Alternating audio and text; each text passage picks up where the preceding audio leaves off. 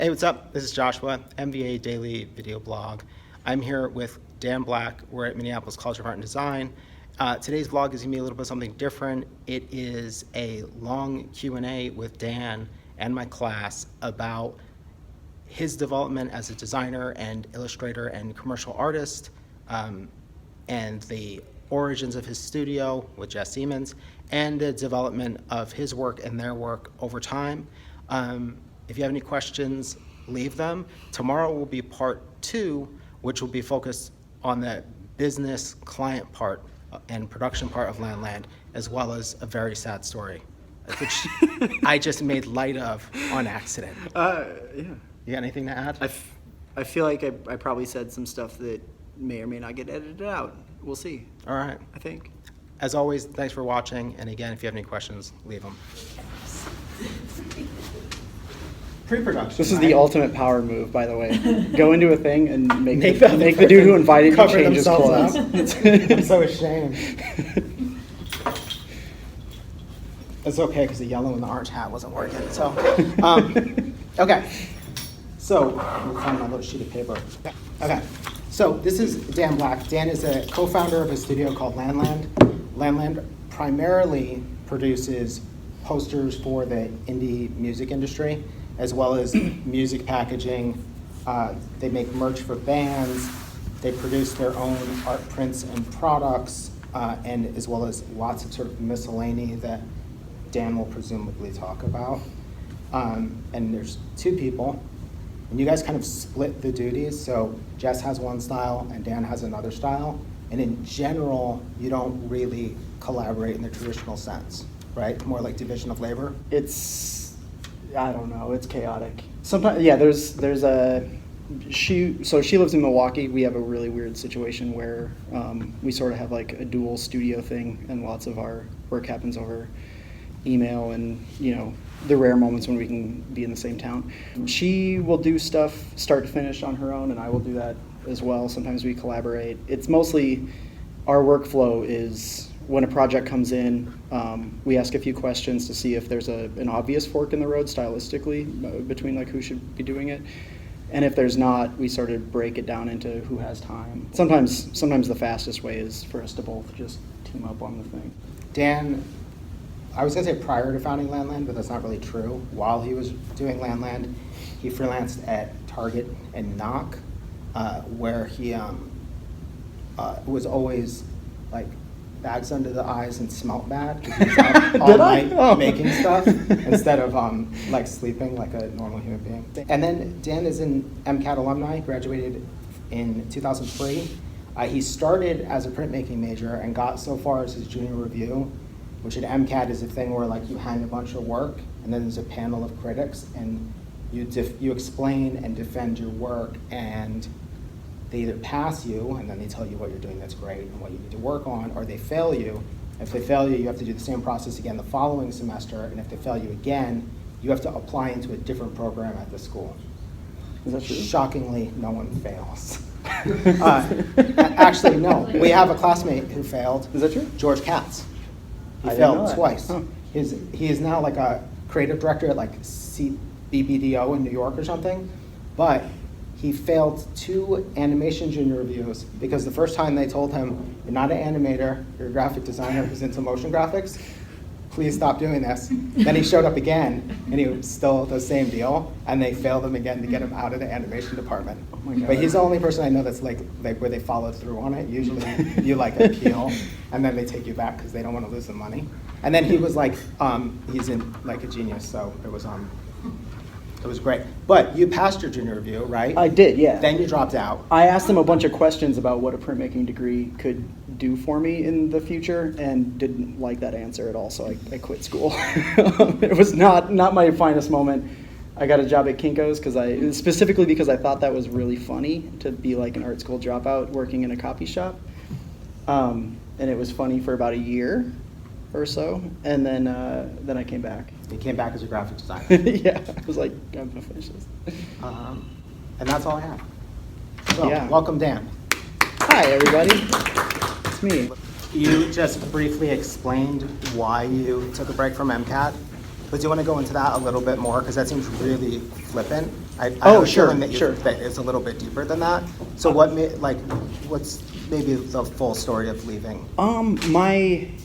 What I was focused on when I was a printmaking major were print processes that essentially are unattainable outside of this building or other buildings like it. Pretty much it was like I aside from doing like continuing studies type programs or whatever, I wouldn't be able to do the same kind of printmaking that I liked, which sort of, in addition to like making me freak out and quit school, launched this idea that I could screen print. Like, you know, I could set up a screen printing studio a lot easier than getting like a Vandercook press or anything like that.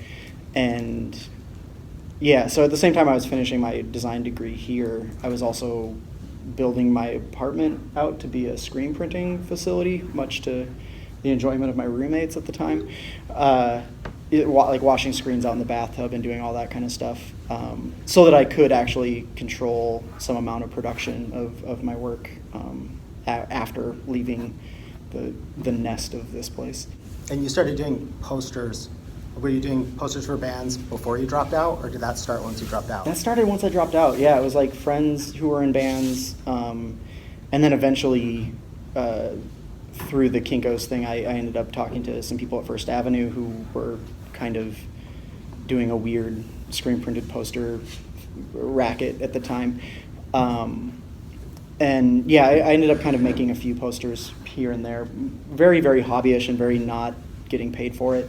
I didn't expect that to be sustainable in any way, which is sort of why I ended up at Target and Enigk and all that, you know, which were both really great places to work for a while, but I felt like an odd fit. And then the entire time I had my eye on this screen printing idea of, you know, just gradually upgrading my capabilities and what I could print, and then also developing my work so that it could be printed better, and trying to learn how to be an illustrator of some sort.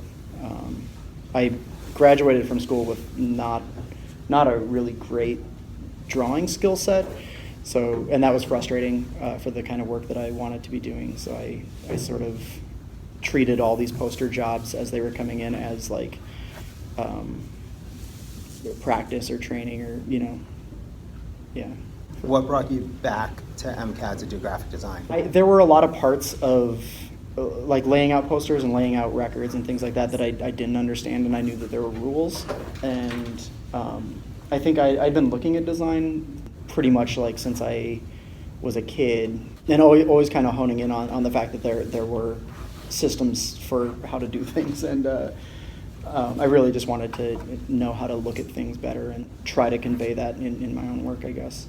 So it's probably really apparent to everyone that Dan draws all of his work.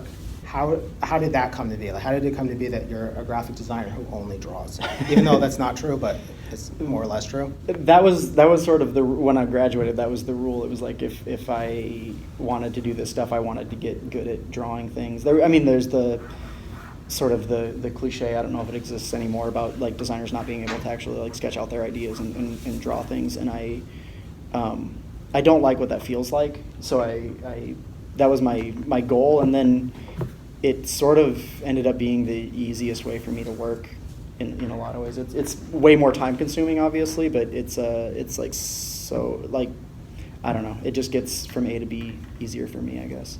So is there anything about your creative work, like the development of it, that you wish you'd known from the start? But I think that for me, like, the idea of perfect being the enemy of the good was a lot of it. I spent a lot more time than I should have focusing on parts of this stuff that I later learned how to let it slip, I guess. I wish that the younger me had been a little more lenient about a few things. But also, you could argue that it creates discipline or whatever, but I think I look back on a lot of moves that I made back then and seem like a lunatic. So if you could turn that into like a warning, what would that look like? Like if you would be like, here's a piece of advice, kids. This definitely applies to like my work. I don't know if it's applicable at all either, but to you guys, but it's mostly that like nobody's gonna know what you didn't do. You know, like if the thing gets done to like some degree of competency and some, you know, if it articulates what you want it to, nobody's gonna look at it and see all the things that you wish had happened. And on the upside of that, the thing will be done and it'll actually exist in the world, whereas you could labor over everything infinitely and never have anything to show for it and be sort of a wreck. There's a balance, right? Good enough is good enough. Yeah, exactly. And also, I mean, just being able to like get to a place where you can trust your process and know that, you know, you've done a good enough job, I guess. I don't know. I have to weigh, like, you know, working with all these different bands and all these different people with all their different budgets, I have to weigh a lot of how much time I can spend on something versus how much time I'd like to spend on something. Pretty much like everything you guys have in front of you has a date on it, so there's also that where it's like you have to hit a point where you triage out what needs to be done and what, you know, you can hope for next time, I guess. Yeah, it's almost like that thing when you're about to go on vacation and all of a sudden you've managed to finish a bunch of stuff that's been laying around because like you have to wrap it up because like the deadline is there. Right. So I brought a couple of Jess's things just to kind of show the difference in our skill set. The Handmaid's Tale is hers, as is that creepy one with all the beasts on it. This was probably Emily's question anyway, but what do your working methods look like? Like what's the process from start to finish of one of these posters? So these things could get passed around. So what happens is I'm in a funny spot where I just get emails from people asking to do the work, and I ask them a bunch of questions right off the bat. And a lot of it's usually what they like in our work, why they're hiring us, and I sort of use that as like a direction. I also ask them if there's anything that they don't want to see in their posters, and they'll usually give me a list of points to touch on. Sometimes it's references to things. A lot of times it's not at all what people would expect as far as working with bands. But from that, I'll send them like a pencil sketch before I launch into the crazy illustration part of it. I'll just kind of sketch out. Can I stop you already? How do you know what to make for the pencil sketch? A lot of times they'll send me JPEGs of things I've done before, and I know what they're kind of looking at. I've internalized a lot of this, so it's a weird thing to talk about, but Jess and we've sort of made this weird mission with our work to kind of focus on creating an overall body of work while we're working on all these individual things. So a lot of it's just, you know, I kind of hone in on very similar types of this like desolated scenery and then try to figure out ways to work in their needs into this thing that I would be predisposed to make on my own, I guess. It's kind of like a Venn diagram of like thing I want to do and thing you need. Yes, exactly. And that's not always the case. Like sometimes, you know, there are people that we'll work for where they, you know, they have like a really clear idea of what they want the thing to be, and luckily that it lines up with you know, something that's in my skill set or vocabulary or Jess's. And in the world of these posters, there is a lot of territory that is outside of things that we're interested in doing, and luckily there's a million people that are more than happy to do that stuff. Okay, so now I interrupted you, and then so now we know the idea is like weirdo desolate thing. Kind of, with yeah. type in it. And a lot of times too, it's, you know, we're making things that exist outside of the normal visual vocabulary of a band. You don't want to hone in too much on like what they've done for albums or what their world is that they've created. We sort of try to make things that exist complementary to that. Mm-hmm. The tiny little sketches that are being passed around, that's usually what they see first. I'll send that over, and it's a lot more refined than it could be, but I also, I don't know, I feel like a brat. I do this thing where if I send them a really nice first sketch, usually there's not a whole lot of pushback on it, and I can just keep doing the thing that I want. A lot of times I'm working with like a 3-week deadline, so it's like, you know, you got to make the thing. So when they okay that stuff, I'll send them like a basic color idea, and they can tell me what they feel about that, and then I launch into the more time-intensive drawing part of it, and Usually that people that are a little needier, like I'll check in with them along the way to show them where I'm going before I give them like a final drawing on it. These things, they can take, it can be like 50 or so hours of just Can I drawing. ask a question? Yeah. Can I The band poster thing is design-wise, it's a lot more laid back, and we have a lot more freedoms with it because they are temporal, and a lot of the bands we're working for do one for like every show that they ever play. So the pressure is less. Right, so if a band is touring, they might have 20 to 60 different posters done. Yeah. So yours is just one of many. Yeah. So, and I maybe missed this, but are you talking directly to the artist, or are you talking to their manager? Sometimes, like a lot of the bigger bands, we work with their management, and they've got a whole, usually it's a band's like art director. That's always nice. It sort of depends, I guess. Like sometimes we'll just get an email out of the blue from, a person who's definitely the person of the band, and that's interesting. It's cool. So they're usually emailing you? Yeah, almost always, yeah. Okay. And then, is it like 9 times out of 10 they already tell you an idea? No. A lot of times now it's just sort of send us what you think you want to do for this. So that's where the sketch thing comes in, and I try to ask a bunch of questions just to make sure that I'm not doing something horribly off base. A lot of bands, like one of the things that people would assume about working with bands is like completely not true, in that like if you ask them what they don't want to see, a lot of times it's they don't want to see anything that looks like them, anything that looks like their albums, anything that ties in lyrics, anything. I mean, it's honestly like pretty much anything that relates to the band on a level that's like not just strictly atmospheric. They don't want to really see anything like that. So once you have an approved drawing, and what's the process like when this gets into a computer? A lot of times, so I'll scan the drawing in, do like the final high resolution scan and clean that up and everything. I do a lot of my color work in Illustrator because it's easy to kind of take this coloring book approach where you just make a shape for everything and then you can adjust it on the fly and change it really fast. That makes it really easy to show a band a whole bunch of different color options without, slaving over all of it. My buddy Jess, so she did the color for that Jeremy Enigk poster, and what she'll do is she'll take my line work, or hers or whatever, and actually just do a full watercolor matching up with it. So there's actually a physical analog piece to that, and then from Milwaukee she'll send me her high-res scan of that, and then I join them together and then break it apart for screen printing and everything.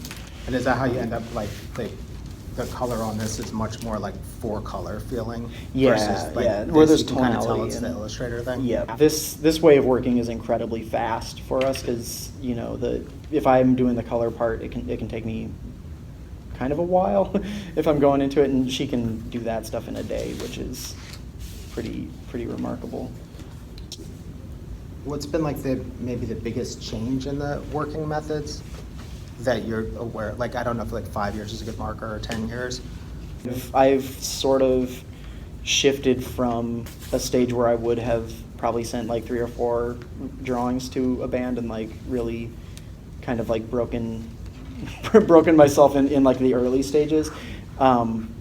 Usually what happens is they pick the one that I felt the best about to begin with, and I don't know if that's because I'm transmitting something in the other sketches that seems less excited or whatever, but now it's just been this thing where I'll send the thing and be like, hey, how do you feel about this? And generally it goes well. So that it's just been like a time-saving measure.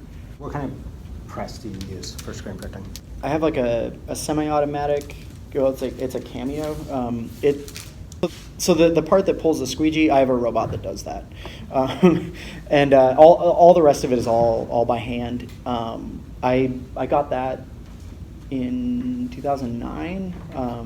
I had screen printed a record jacket, pulling it by hand, and I had done 1,000 of them, and they were 6 colors, and it was all a lot of force, and injured myself pretty bad.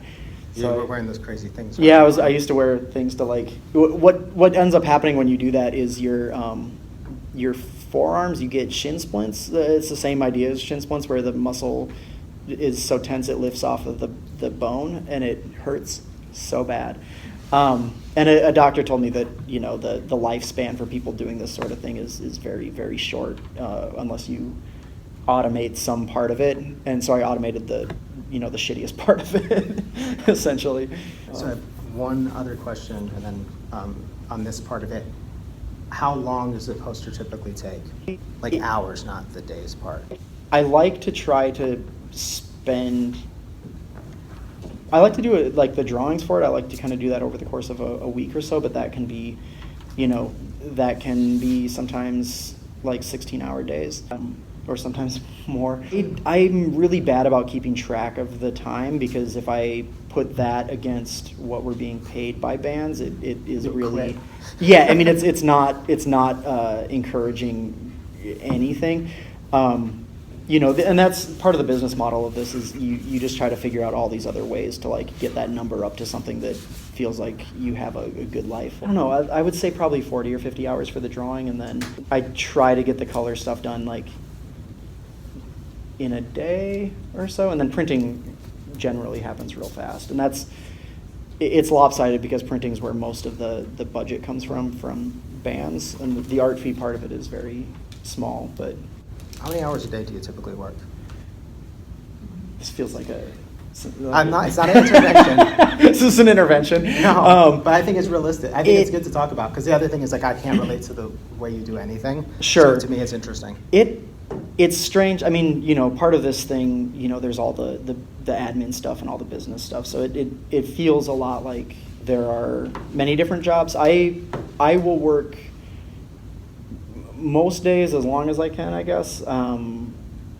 So like 6.5 hours? Yeah, I What's as long as you can? Is that like 15 or like 12? well, this is bad because, I mean, I'm also building a studio at the exact same time I'm trying to do all this work. So I've been, I'm not proud of this by any means, but up until last weekend, I was working 18 to 21 hour days for a while, for about 3 weeks.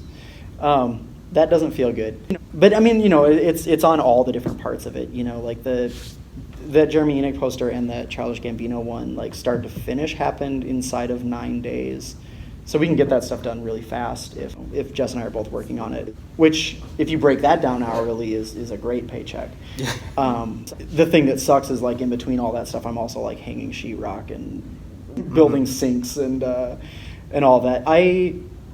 I've been trying to do a thing where I don't work past like 2 a.m, but I also get a pretty late start. So Nice cutoff. yeah, 2 a.m. I'm more of a night person than like a day. Like that's, if I do that, then I get up around 8 or between 8 and 10 or so, and then start working at whatever after lunch. Any creative work? Steve? Yeah, and the 4-color process stuff is sort of an unconventional approach to screen printing. For us, it's very fast, especially with like Jess's watercolor stuff. So it's sort of our default in a lot of ways. Any other creative or like working methods kind of questions? Just about the sketches, is there a reason you do your drawings on that hard? The clapboard? Yeah. I do, yeah. Oh, wait, can we say? Oh, yeah. Is there a reason we do it on the clapboard? Yeah, I started drawing on that a few years ago, and it's really editable, especially for like ink drawings and stuff. Like it works the same way that Scratchboard does, where when you lay down ink, you can take like a sharp tool and dig it Because out. I was gonna say, it looks like it was been scratched. Yep. Yeah, and that's it's just a quality I can't get doing paper, and it freed me up to work a lot faster because I'm less nervous about all the marks that I'm making. I guess I was just wondering, like, when you were starting out, so you had to sort of work out of your apartment. Yeah. And you said you had to like use the bathtub to rinse off your Yeah. emulsion. Like, I've been wanting to do the same thing, just kind of like work out of my apartment, and I was wondering, like, do you need like a high pressure water hose or like any kind of setup? Like, what's the base setup that you would really need to get started? First, you will ruin your bathtub. Like Okay. 100% you will ruin it. If you're renting, you will not get that damage deposit back. It looked like if a serial killer killed like Muppets. It really does, yeah. It looks like Smurf murders. It's so weird. So that if you're printing on the scale where you'd be printing out of your apartment, like it's probably fine. You know, if you're clean about everything. There's Northwest Graphic Supply Company on Lake Street sells like a compound that is really good for taking ink off of almost everything. So I'd recommend that. You do need a power washer is good. Back then I wasn't using one. I want to say that for a while I was coming back here and using the power washer here. To do the actual reclaiming of the screens, once I wasn't doing that, I would actually take my screens to car washes, and it's the same exact machine. There's just a lot more steps to that. If you do that, you'll figure out exactly like why you would want a dedicated space for it, like real fast. I spent a lot of time, like after being in the apartment, I would like rent space in friends' like basements and garages and stuff, and I was sort of bouncing around a whole lot trying to figure out what made sense, and then just ended up in a warehouse. It's messy. Yeah. Okay. Yeah, I mean your apartment was fucked up. Oh yeah, no, totally. I don't know who. It was also like we sort of had it was like a punk house type thing where there was a rotating cast of people. I had built permanent fixtures out of lumber into the living room. I mean, it was a bad scene. I don't know. I was able to do that because I, felt very invincible about, the horrible things I was doing to whatever property. But as far as management. like the light box, did you just build that yourself too? Or? Yeah, Okay. and that can be anything. Yeah. I have friends who actually will take their screens out and expose them to the sun, and they've got they have a number that they use for cloudy days and a number that they use for like not cloudy days, and it works with an accuracy that I challenge them on when I see it, and I have to take their word for it. So honestly, I mean, the first few light tables that I built were just fluorescent fixtures from Home Depot. A lot of really frustrating experimentation, but I think it's a huge part of it. yeah. Because you worked in all these really messed up environments, but your standards were so high that part of the reason that you're such a good printer, I have a feeling, is because there was that horrible dirty basement of someone's, and there was the 2222 thing. Yeah. You were printing in all these like just shitty situations, Right. and still getting better results than if you'd been using the MCAD space, because Yeah. like you knew what you were doing inside and out.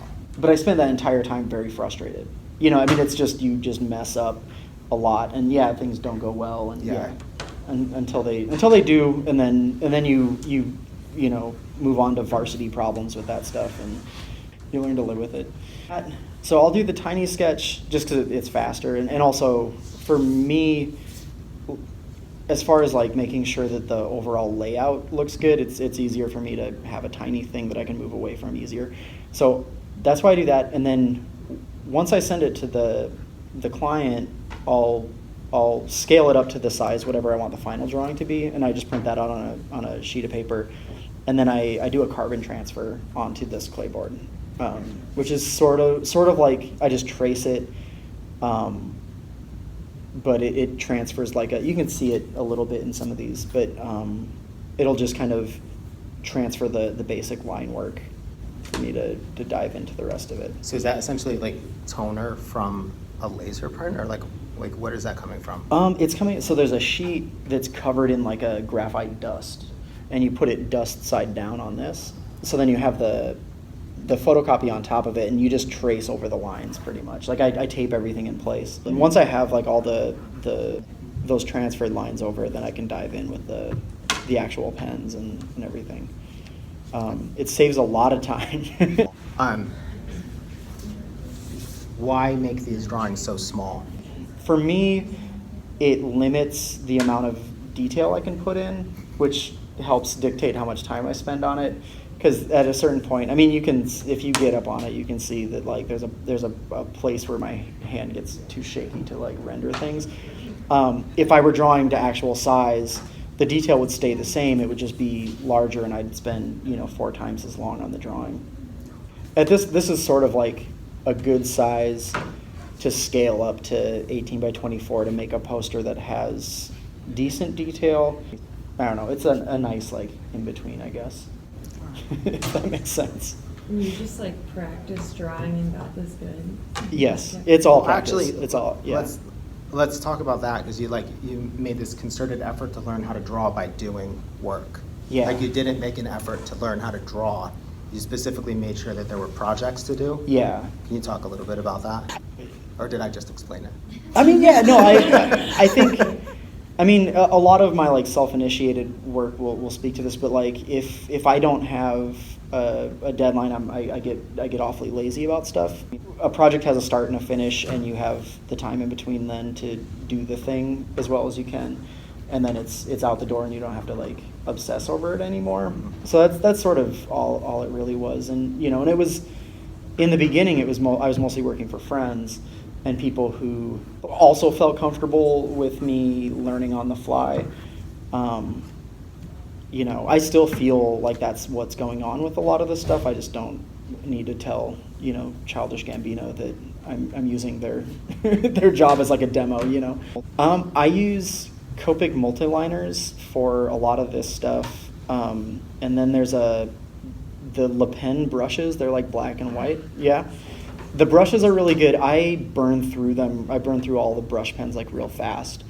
But those ones seem a little bit more resilient.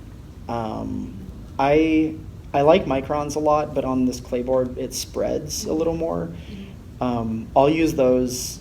You know, a lot of times I'll reinforce a lot of the edges of things with a thicker line, and I'll use those for that. The reductive tools, I think it's Speedball makes them, and there's only like 2 tips really that you can use for those.